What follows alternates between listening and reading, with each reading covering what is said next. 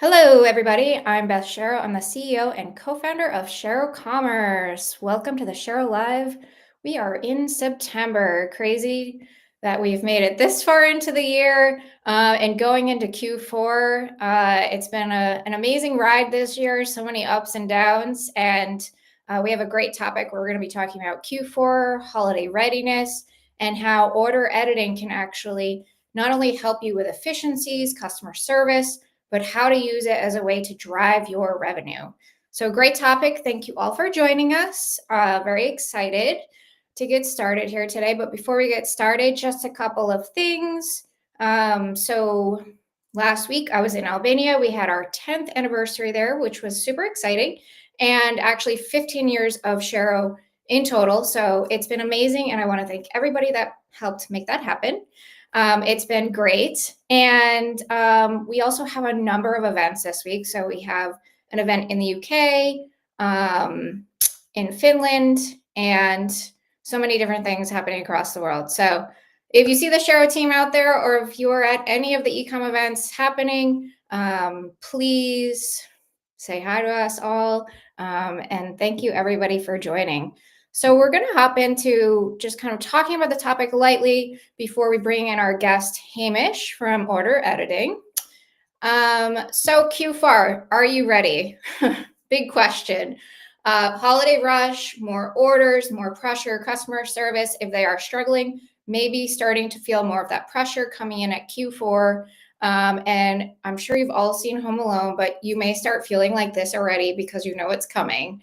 And we don't want to feel that way, right? So that's kind of why we're here, to start prepping and thinking about Q4 and how we can make some small improvements to have a very big impact for your team. And you may want to make your family disappear during the holidays, but you definitely don't want your customers to, right? Like, you want to encourage a great customer experience.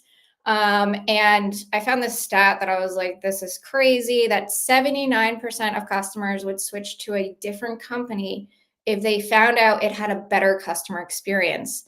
And a lot of what we'll be talking about today is the experience that order editing allows customers during their checkout process and afterwards, how they can edit it, and just really creating that experience. And myself, as a gifter, thinking about coming up into Q4, if I know I can easily combine things and edit my order, I may be more likely to buy more with that company. So, this is a great conversation that we're having. And we also are very well aware that, margins are tighter, obviously. Everything costs more right now. We need to think about how to upsell in an efficient way that's more personalized, and how to really help your customer service team lighten the load. So, without further ado, I would love to welcome our special guest, Hamish from Order Editing. Welcome, Hamish, to the Shero Hey, Live. Beth. Thanks for having me. It's lovely to be here.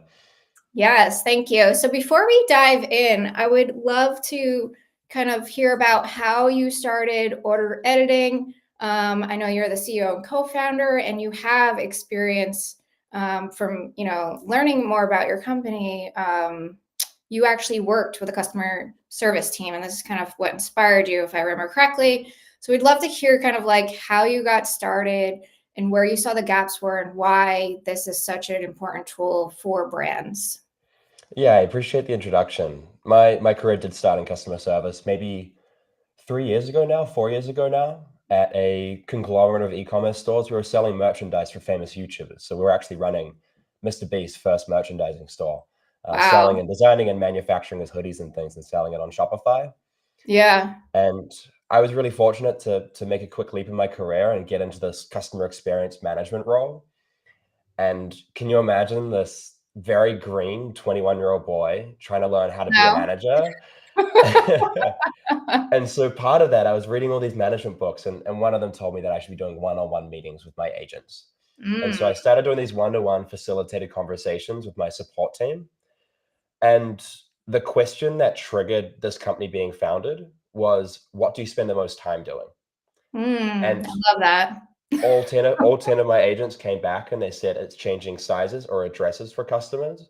Yep. And our problem was particularly exacerbated because we were a gifting brand and we were often operating on a pre-order. And I just thought, that's silly.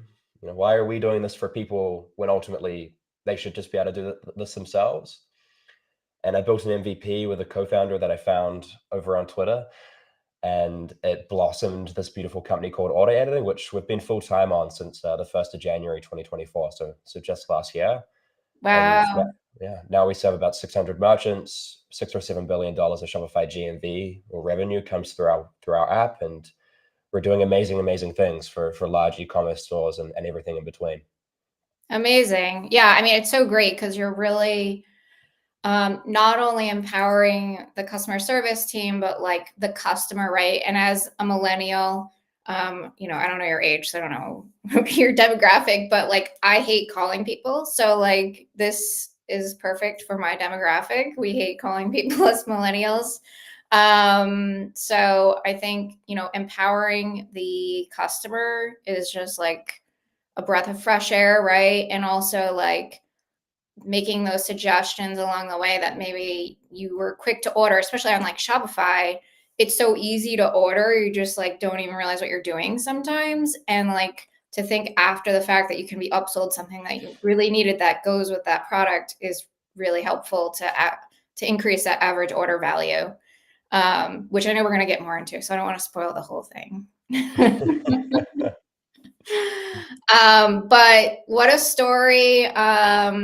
I know being a founder is very challenging. So the grind is real, right? And you're doing great things. So keep pushing forward to help brands do amazing things. So you kind of stated it in the beginning here, but this really matters for customer service. You were on the ground, you found this problem, and you're solving it. Um, During holiday season that we're coming into, there's even more pressure, right? So like you said, wrong sizes, or you type the address wrong, or whatever it is. So really helping with those efficiencies, I think, is amazing that your app does this for customers so that you can shrink your costs. Um, you have a couple of case studies, and we have a demo we're going to show, but is there anything else that you want to add to this before we get into some of the case studies in the demo to kind of show people how it really works? Absolutely. I mean, the problem statement that we solve can very easily be simplified into the fact that 1.5% of your customers will make a mistake at checkout.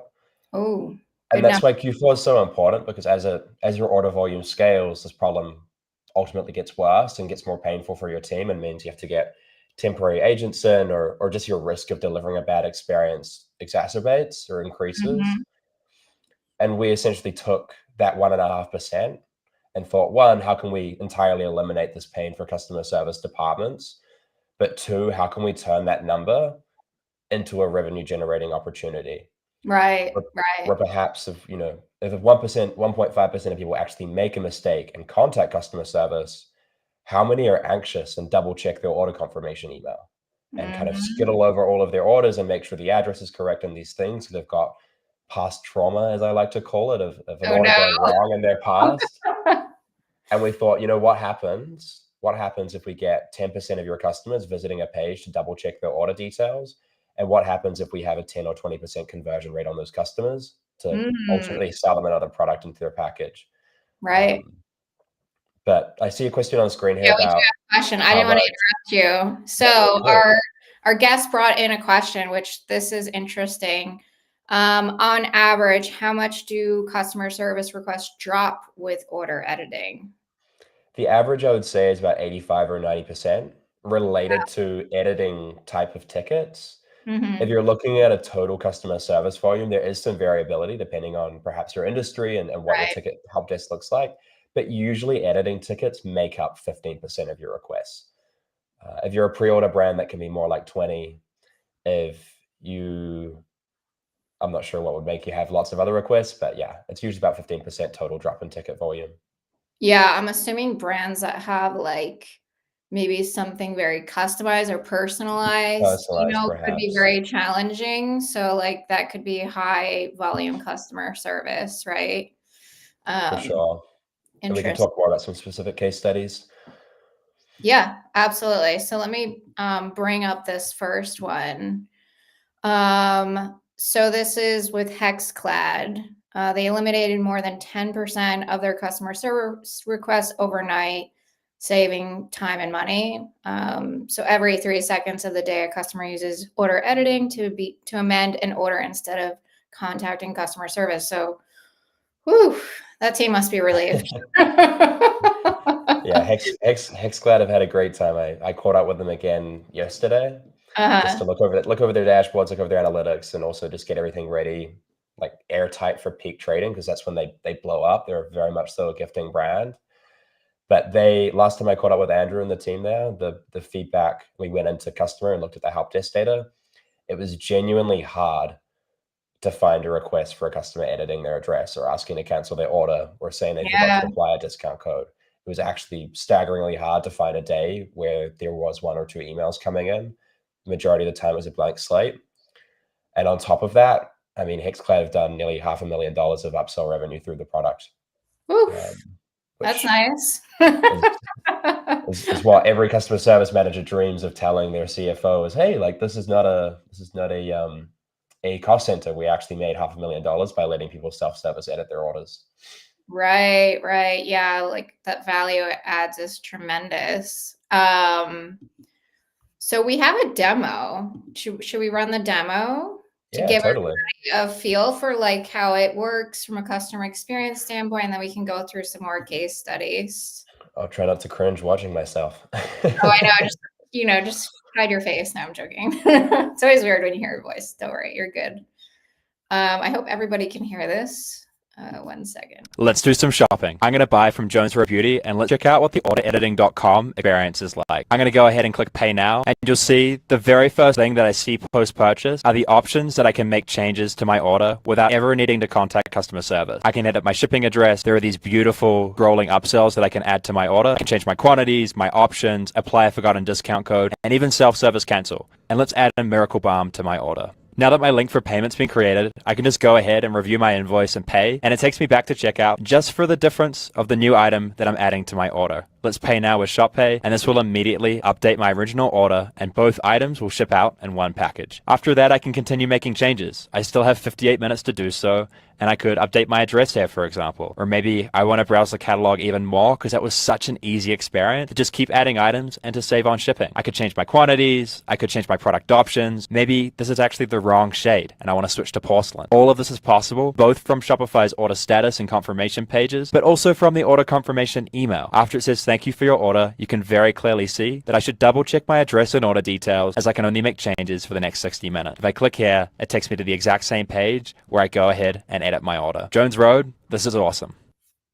Amazing. I love that final touch point where you're following up with the customer and just like reaffirming and reminding them to check their info so they get their package, right? Because I know a lot of brands have issues where the address isn't right and then the package never makes it to them. Like that's a real problem. So like you've really thought through the whole customer journey and how to fix some of those pain points that many brands are struggling with. And it's a great brand. Jones Road is a great brand. Yeah, they're doing fantastic things.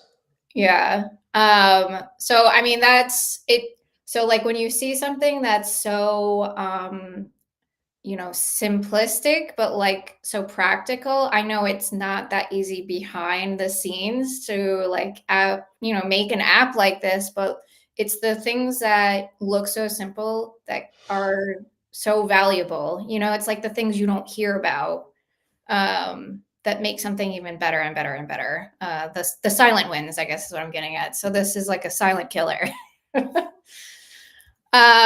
So you mentioned it before about, it's not just even about customer service, but about the revenue that you're offering these brands that are using your app.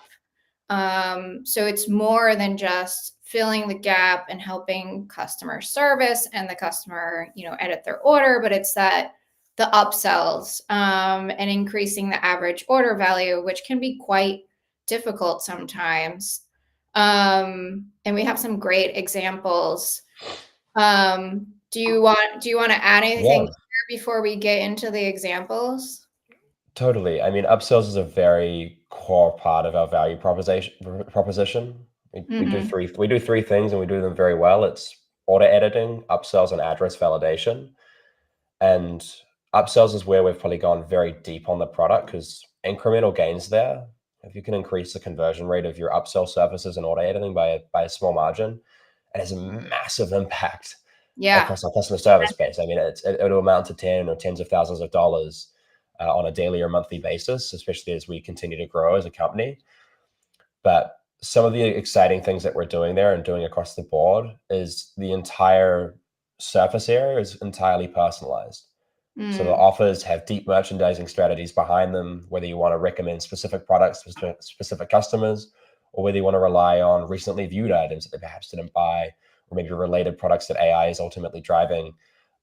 We're doing fantastic things there to just make sure that if we're going to funnel 5% or 10% of all of your customers to this page, and that's how many do go and visit it, how can we make sure that 100% of the time they're buying more items and ultimately the highest margin items for you as well? Right. Yeah, I really love that you offer that kind of logic too, because there are some brands that are like very specific in how they want to merchandise. Others want it to be more about like what the customer purchased. So it's great that you're offering all that. And I think you kind of mentioned it before the demo about the dashboards. Um, I I mean, I'm not sure what the dashboards include, but like I think it's great to also see the results of that. So you're offering like analytics basically behind this and helping them understand and learn so they can like modify and adapt these upsells. Is that correct? Absolutely. Yeah, Okay. there Cool. are headline metrics like how many tickets we've eliminated, how much Nice. upsell revenue has been generated, conversion rates, what specific types of changes are happening at what ratios. And a personal favorite of mine is one that we call revenue per edit. It's a Mm, it's a take on a common customer service metric that I've lived and died by, which is my cost per ticket.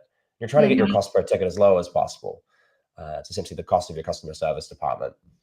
And we like to show back to the CFO effectively, hey, you used to spend $2 every time someone edits their order, manually processing that email. mhm. And on some brands, we now make them $25 every time someone edits their order. So it's a Oof. very nice and easy ROI calculation for you there. Yeah, that's nice. That's awesome.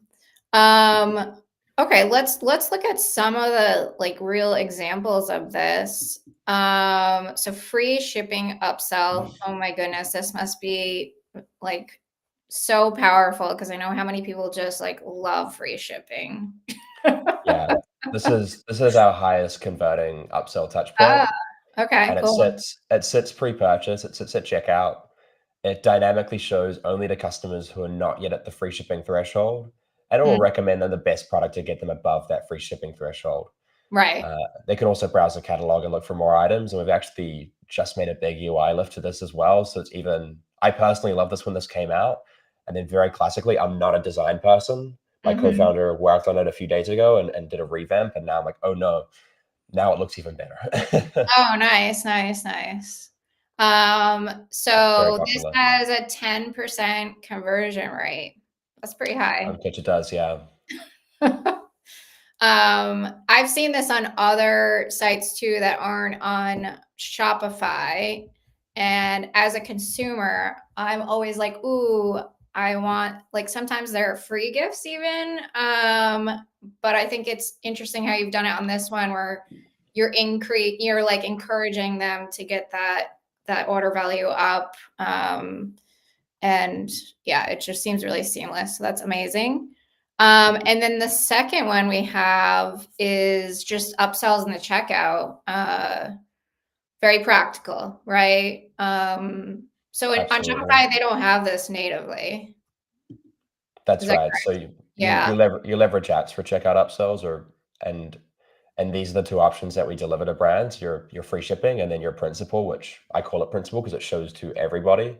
Okay. Opoly's the case study listed here, and I love the way that they've done it. they said to us when we were setting up the merchandising strategies, hey, Hamish, I know our customer. What they do is they open up 30 tabs in their browser, or they add 10 items to their cart, and then they go through a process of elimination to get to their willingness to pay. Yep. I bet if we show the items that they recently viewed at checkout, when they're viewing their order total, they'll be tempted to add it in at the last minute because their item prices aren't ultimately that high, and it's just absolutely dominated for them. They're one of our most successful brands on checkout upsells. That's smart. Do you then often like consult with customers to help them with their strategy to make sure they can get the most out of the technology that you're offering them? Yeah, my entire job as CEO and co-founder is essentially working most closely with my customers. I've taken myself out of product, I've taken myself out of sales, and now spend my time working with our merchants and effectively helping turn them into evangelists and evangelizing them. Smart, smart. Next one is one-click upsell post-purchase. I've definitely seen this one before. Yeah, this is a classic. This is just a very easy and simple page to effectively set up on your store. After Yep, sell, I think we're the first to market on this type of product, and we built it in when our merchants were requesting it. And it will flash a product recommendation before they land onto the thank you page, the confirmation page. This is after yep, they buy. And you show a personalized product recommendation. And often it's discounted, often it's time sensitive. And if they add it to their order, the really neat part about this is conversion rate's quite high because you don't have to re-enter your payment information. right. You just click add to order, and it immediately charges your credit card, and it becomes part of your purchase. So there's a lot less friction there. Yeah, I love that about Shopify that it just makes it so easy to check out. And then you're adding on the other layer of just helping them not even have to think about it, especially if you're like in that moment where you're just feeling a little bit desperate, maybe, or like you're like, oh, I thought about it too much and I'm just going to buy it. So it's really Yeah. nice that you don't have that friction, to your point. And then the last one we have is upsells on the thank you page. That's Uh, right. yeah. And so this is where your core order editing product starts. You've got a plethora of options that you can give to your customer and empower them with, like changing addresses or applying a forgotten discount code, all of these different types of features. But many of our brands do come to us, particularly ones that are at slightly lower order volumes, where order editing is perhaps not the biggest pain point in the world. They go, Hamish, this product is the only way for customers to add more items to their order from the thank you page. And so they like to prioritize that component or that user interface of the upsells right up the very top. You can see how Jones Road has listed it there. They've got add this to your order right at the very top of the page. They don't do any discounting. They're a full price brand. Yeah. They still make more than $1,000 a day with us Oh, wow. from this page alone. What do you like? What are other tactics that you recommend for increasing the average order value? Or do you think the magic's really around how you do the upsells? Like, are there any other Yeah. secrets that you think people should be aware of going into the holiday season? Yeah, I mean, sorry, I got confused by the question that came on the screen. Are you asking the best way to measure ROI or? No, no. Oh, sorry, I I was didn't. no, I was reading, but then I was trying to listen to you, and I was like, wait, these questions aren't the same. Forgive me. No, I'm asking a different question. But Yeah, yeah, let's do this one, and then we'll skip my let's go question. back. What's the best way to measure ROI from order editing? So this is from one of our guests. Thank you for joining us. Yeah, so we're seeing all these great tools that you're offering. Like, do people use the analytics to measure their ROI, or are there other ways that they should be looking at it? I mean, I think the Yeah. analytics gives them a lot of information, it sounded like. Yeah, so I mean, upsell revenue is very much so your direct ROI, and that will always be above and beyond the subscription cost you pay if you leverage these features. And that's always the easiest one to kind of present to your CFO and say, hey, look how great a decision that we made here.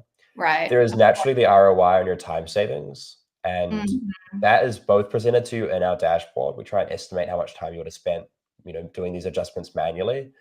But I think my favorite metric is what I experienced when I was a customer service person, and that was we built this product, we put it on our store, and the very next day there were just a request.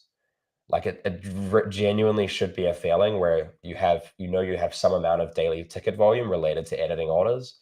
Mm-hmm. After you go live with the order editing, you wake up the next morning and no one's contacted you about this. And Wow. the day after, and the day after that, hopefully it happens again. And then maybe one person drips in on Friday and they miss the time period, but you should really feel like you just wake up and it's disappeared. Wow. Yeah, I mean, it's priceless, right?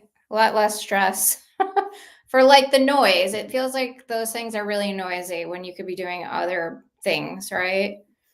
For sure, for sure. I mean, we had a brand that we've got a video case study with that's coming out shortly. They're in the UK, a Trailbird. Mhm.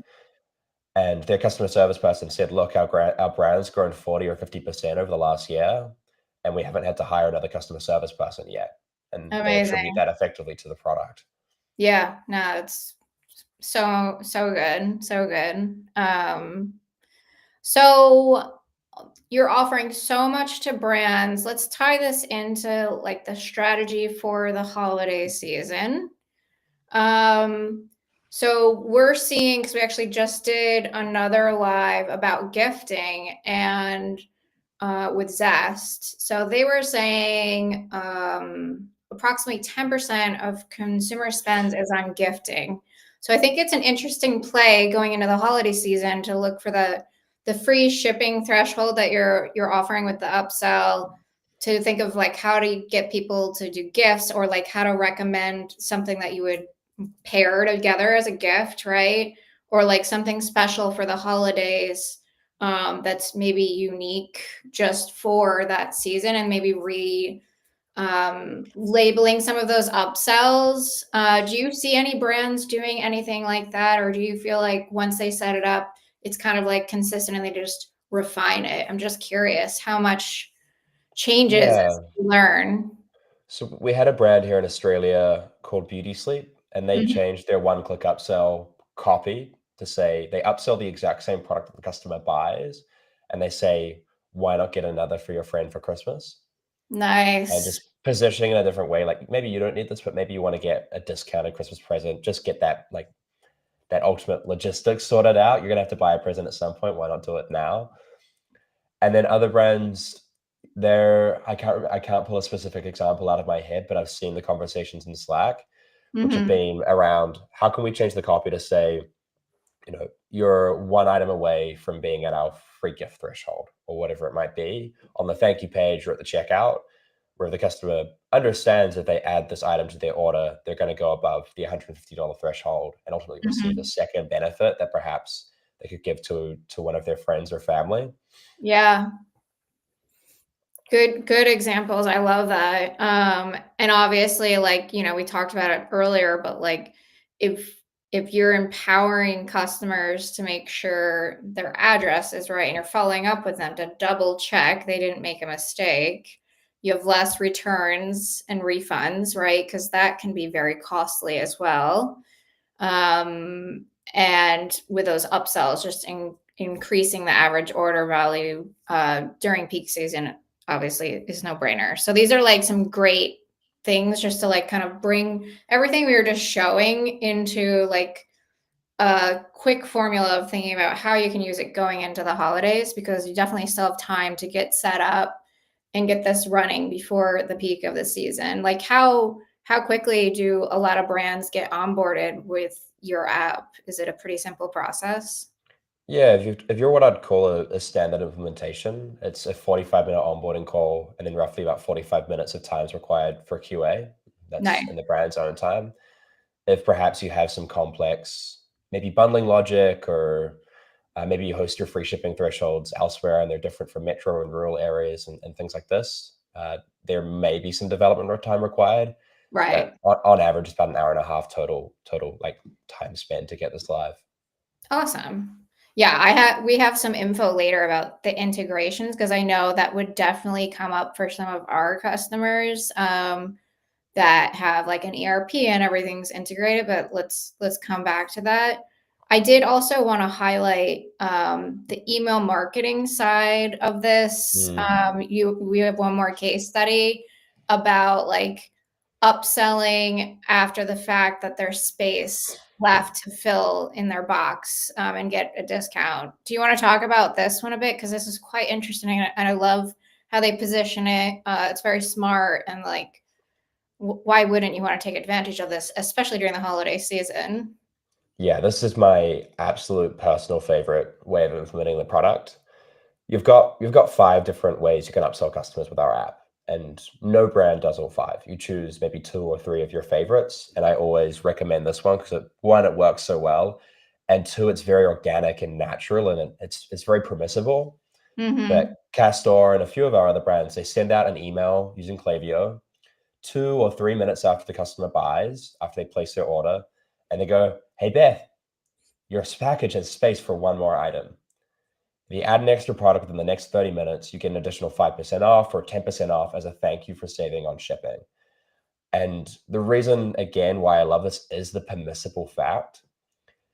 A lot of upsells, perhaps, particularly like maybe in an email marketing setting, the customer's like, "Oh, like, stop marketing to me. Like, why are you Yeah. marketing? Stop trying to get me to buy more." This Yeah. is this is a little bit different, you know? I'm emailing Yeah. you for a reason. I'm emailing you because there's room in your box. Like, there's empty space here. We're gonna ship it anyways. Do you wanna slip a last little item in there? And we'll give you some incentive to do so. It feels nice. It feels organic, and it reflects in the results that brands see with it. Where on a brand like Castor, and honestly, I think almost every brand that is sending this email, they're finding that 1% of their customers that receive it are adding another item to their order post-purchase. Pretty good. Yeah. So you can do the math. If you do 50,000 orders a month, what 1% of those customers adding an extra item would mean for your bottom line. Yeah, absolutely. And I think it also just shows like that it's just like a soft touch point that shows that you care. And like, if you're more environmentally focused, it also, you can kind of have that spin on it as well. Like, let's get, like Amazon does it here in the States where like they're like, hey, do you want to like combine your order so like we don't use as much, emissions basically, right? So like Totally. this is like not exactly the same, but it could be spun in that way a little bit too, like just thinking about the environment, adding things, and you get a little discount in the process. So very clever. And I love that we have a lot of customers using Klaviyo as well. So it's so easy to set up those flows, right? And then, just to kind of bring this full circle, you said, it's fairly easy to onboard, but, if anybody watching is interested, they should definitely reach out to you, Hamish, right? And think about getting the order editing app installed on their Shopify website and really strategize on what upsells make the most sense, testing it, obviously, and training the customer service team to be aware of like what they should be looking for, and like even looking at the analytics and stuff, I think can be really powerful. And then I saw on the website that there's a number of integrations that you support as well, Totally. which I know many of our customers would be like, it can't be that easy to get installed because we have this blocker. And but it sounds like you've already proactively worked with a number of customers to kind of streamline that as much as possible, or have support to make sure that all their systems are communicating to make it as seamless as possible. Totally. I mean, we work with about 600 brands. More than 30 of those do over $100 million a year on Shopify. So we've worked with almost every single ERP and warehouse management software and 3PL that are under the sun globally. Mm-hmm. And with all of them, we've got a really neat and unique way to just make sure that the order gets contained within Shopify while it's being edited, and only gets sent to those other softwares at the end of the editing period. So just a grace period Right. to let these changes happen. To the point of like our company motto internally is that 30 minutes of grace is all it takes. You just need 30 Right. minutes of grace to open up this opportunity, and you'll very much so enjoy it, and so will your customers when that's live with them. So do you see that, like, so the tool basically allows you to set that window of 30 minutes, right? So Totally. so you have different options of how you want to set it up, because like I know different brands might have different rules depending on how their system's integrated, but it sounds like they have that flexibility. They can make that choice, right? But they have that flexibility. It can be personalized as well. So, Okay. some brands say, "Oh, we've got a next day shipping threshold or cutoff rather." of if you order before 5 p.m. on a Monday, it's going to ship out Tuesday, guaranteed. And you couldn't delay that order for half an hour, right? If the customer placed at 4:45, they'd miss the cutoff. Right, So right. you can actually set up our product as well to say that orders placed between 4:30 and 5 p.m. Monday to Mhm. Friday with the next day shipping title, they can't edit their orders because they're too close to the cutoff, and they instead are just communicated that, sorry, we have to get your order right out the door to meet your expectations. Mhm. Contact customer service. So it can be dynamic. Oh, cool. Okay, that's good to know. So there's a lot of options of like how to communicate that and make it as easy as possible. So I know we covered so much here. Is there anything else that you think people should know before we kind of go into wrap up and give some good takeaways for everybody watching today? Look, honestly, just the takeaways are pretty clear. We will eliminate all of your order editing tickets, and they typically make up about 15% of your total customer service volume. We will turn all of those customer service tickets and more into an upsell opportunity, like through that post-purchase upsell email or things like this. And we Mhm. do regularly find that we get about 1% of all of your storefront orders to add or buy another product and increase the AOV there. And fundamentally as well, I think you made a Home Alone reference at the Yeah. start about customers, wanting to buy from brands that have better experiences. I don't have it counted, but I've read more than 10 Trustpilot reviews on our brand's websites that Mhm. mention our product. There's 3 on Opoly, there's 4 on Hexclad, there's 5 somewhere else that all say, like, "Great experience, and I love the fact that they let me edit my order for 60 minutes after purchase." Um, Amazing. Yeah, I mean, you don't want any surprises going into Q4. So, you are definitely helping a lot of brands do great things, create that great experience, and now things are competitive as ever. So, it's pretty much a no-brainer to not do this would be pretty silly, I think. But this has been great. I really appreciate everything you've shared today. What's the best way for everybody to reach you if they're interested in learning more and need help with their strategy of how to get set up? yeah, if you'd like to contact me directly, it's hamish@orderediting.com. Our website naturally is orderediting.com, and you can book a demo through there. If you want to follow along our story and just generally see the updates that we're making, I build in public over on LinkedIn. And again, you can search my name, Hamish McKay, and follow me there. And no pressure. I won't reach out to you. I'll just let you follow along and see the cool stuff that we're making because we continue to evolve. Amazing. Thank you so much for your time, Hamish. I know how busy you are, so it's been a pleasure learning about what you're offering with order editing, and just your journey in general is very inspiring. So I definitely recommend that, if you're interested in learning more or just want to learn about what Hamish is doing, to check him out on LinkedIn, and check out the website to get started with order editing on Shopify. So this has been a blast. Thank you, Hamish. And I think we're going to wrap up. Again, thank you everybody for joining here today. And that's a wrap. I'm Beth Shero. Always be learning.